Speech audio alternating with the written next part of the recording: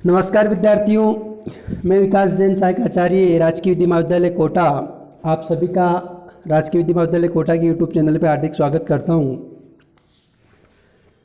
राजकीय विधि महाविद्यालय कोटा के इस भारतीय साक्ष्य अधिनियम 1872 की यूट्यूब श्रृंखला में पुनः आपका स्वागत करता हूं।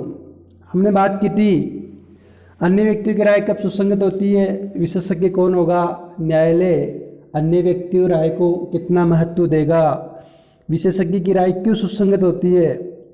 इसके बाद हम बात करेंगे आज हैंडराइटिंग के बारे में, अन्य व्यक्ति की राय कब सुसंगत होती है, या फिर इलेक्ट्रॉनिक हस्ताक्षर के बारे में राय कब सुसंगत होगी, या फिर अधिकार या रूढ़ि के अस्तित्व के बारे में राय कब सुसंगत होती है। जब कोई व्यक्ति हस्तलेख से परिचित माना जाता है, इसमें निम्न व्यक्ति सम्मिलित हैं जिसमें उस व्यक्ति ने उसको लिखते देखा, या फिर जिसने उस व्यक्ति द्वारा लिखे गए दस्तावेज स्वयं के या स्वयं के लिए लिखे गए दस्तावेजों के उत्तर में प्राप्त किए हों, या फिर किसी कारोबार के मामूली अनुक्रम में उसके द्वारा लिखे गए दस्तावेज के उत्तर में प्राप्त किए गए हों। हस्तलेख साबित करने के ढंग धारा 45 तथा धारा 46 दोनों मिलकर दस्तावेज की पहचान के लिए निम्न ढंग बताते हैं। मतलब लेखक के परीक्षा साक्ष्य द्वारा साक्षी के रूप में बुलाकर विशेषज्ञ की राय द्वारा ऐसे व्यक्ति के परिसाक्ष्य द्वारा जो हस्तलेख से परिचित है, या फिर धारा 73 के अंतर्गत न्यायालय द्वारा हस्तलेख मतलब हैंडराइटिंग की तुलना करके। विशेषज्ञ की राय पर विश्वास न करने के कई कारण हो सकते हैं। विशेषज्ञ से गलती हो सकती है तथा वो जानबूझकर झूठ बोल सकता है, वो भ्रष्टाचार भी कर सकता है। उनका परिसाक्ष्य केवल एक राय है और आदमी की राय गलत भी हो सकती है। विशेषज्ञ चाहे जितना भी ईमानदार होने की कोशिश क्यों न करे, वो उस पक्षकार के पक्ष में अनजाने में बोल सकता है जिसने उसे बुलाया है।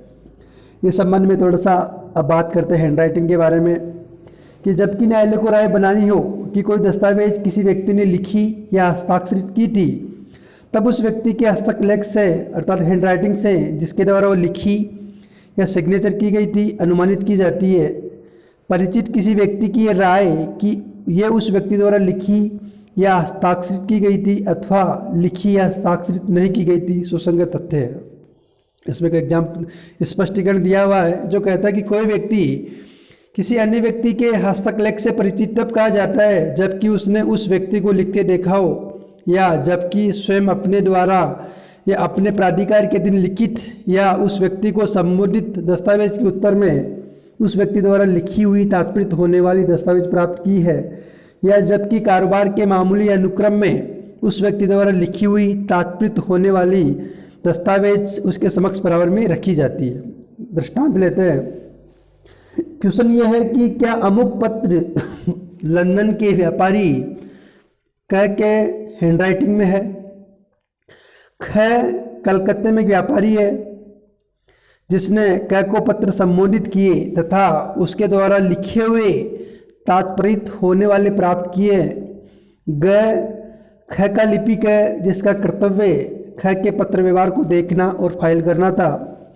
ग का दलाल घ जिसके समक्ष क द्वारा लिखे गए तात्पर्य होने वाले पत्रों को उसके बारे में उससे सलाह करने के लिए ख बराबर रखा करता था। ग और ख इस प्रश्न पर राय कि क्या पत्र क ने हस्तलेख में सुसंगत है, यद्यपि न तो ग ने न घ ने न घ ने क को लिखते हुए नहीं देखा था। मतलब हैंडराइटिंग साबित करने के ढंग लेखक के परिसाक्ष्य द्वारा, विशेषज्ञ की राय द्वारा, ऐसे व्यक्ति के परिसाक्ष्य द्वारा जो हस्तलेख से परिचित हो, या फिर धारा 73 के अंतर्गत प्रसंगत हैंडराइटिंग एवं साबित किए गए हैंडराइटिंग की स्वयं न्यायाधीश द्वारा तुलना करके। इस दृष्टांत से स्पष्ट हो जाता है कि कोई कारोबार के मामूली अनुक्रम में पत्र व्यवहार में कोई पत्र प्राप्त करता है और उसकी जानकारी रखता है, या जिसका जो लिपिक है वो लिखते हुए देखता है, इन सब की राय सुसंगत होगी। इसी संबंध में एक जजमेंट है आर बनाम सिल्वर लॉक। इसमें कहा न्यायालय ने कि किसी वकील को भी हस्तलेख का विशेषज्ञ कहा जा सकता है चाहे उसने स्वकीय जानकारी प्राप्त की हो।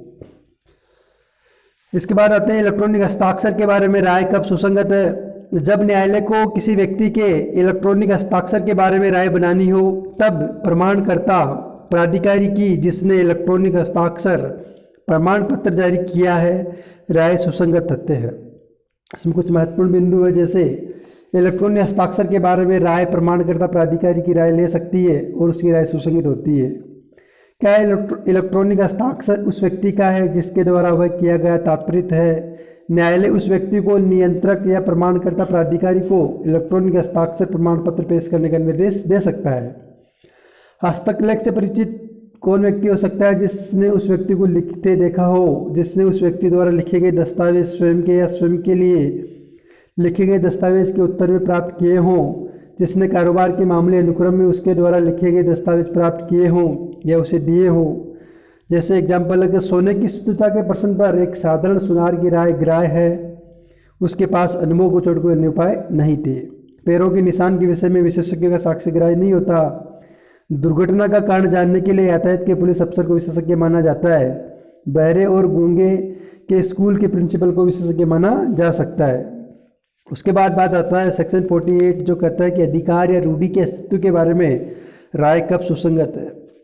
जबकि न्यायालय को किसी साधारण रूढ़ी अधिकार के अस्तित्व के बारे में राय बनानी हो, तब ऐसी रूढ़ी अधिकार के अस्तित्व के बारे में उन व्यक्तियों की राय सुसंगत है जो यदि उसका अस्तित्व होता तो संभव से जानते होते।